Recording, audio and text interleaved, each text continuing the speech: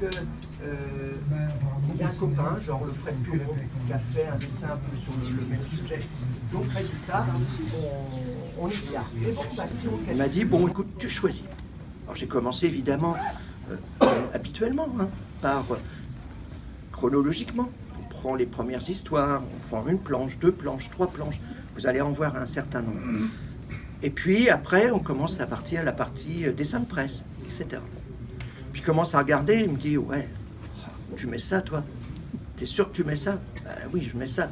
Non mais attends, on va pas mettre ça, c'est un truc, c'est vieux, c'est... En fait, je me suis aperçu que tout ce qu'il avait fait dans les premières années de sa vie, il voulait pas l'exposer. Alors je lui ai dit, rétrospective, ça va être un peu juste. On me dit, ok. Alors tu mets de la Bretagne.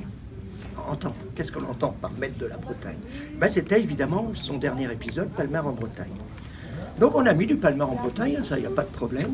Et puis on a mis aussi ce que j'avais envie, c'est-à-dire effectivement les premières histoires. Donc on va faire un petit tour de l'ex-métier. Venez avancer un petit peu. C'est quelqu'un qui est extrêmement fidèle en amitié. Et à l'époque, il y avait eu un article assez incendiaire dans un édito de Métal Hurlant, où il parlait dans des termes, je ne le reprends pas, hein, mais il parlait de Jacques Tardy, et c'était Manœuvre à l'époque qui avait fait un édito absolument incendiaire sur Jacques Tardy. C'est l'affaire du voile. À l'époque, on va avoir effectivement cette loi sur le voile, elle n'est pas encore votée.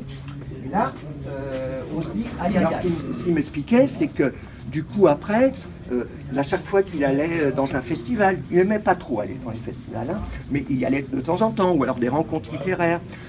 À chaque fois, on lui disait, ah oui, vous savez, moi je viens d'Alsace, ça serait pas mal que vous faites Palmer en Alsace. Et puis voilà. Et puis à chaque fois il disait oui, j'aurais fait l'Alsace, j'aurais fait le chez les Basques, etc. Non, parce que c'est en couleur. À l'époque, la couleur directe, voilà. Donc il faut les redessiner. Et René dit, j'ai senti qu'il y avait peut-être un malaise. Et là, c'est évidemment la petite Florence Estal. Et puis les fameux dessins dont je vous ai parlé, les dessins sur Cabu, les dessins également sur toute l'équipe. Évidemment, le drame, ça a été quand ces crétins avec Kalachnikov ont dégommé et ont tué la rédaction.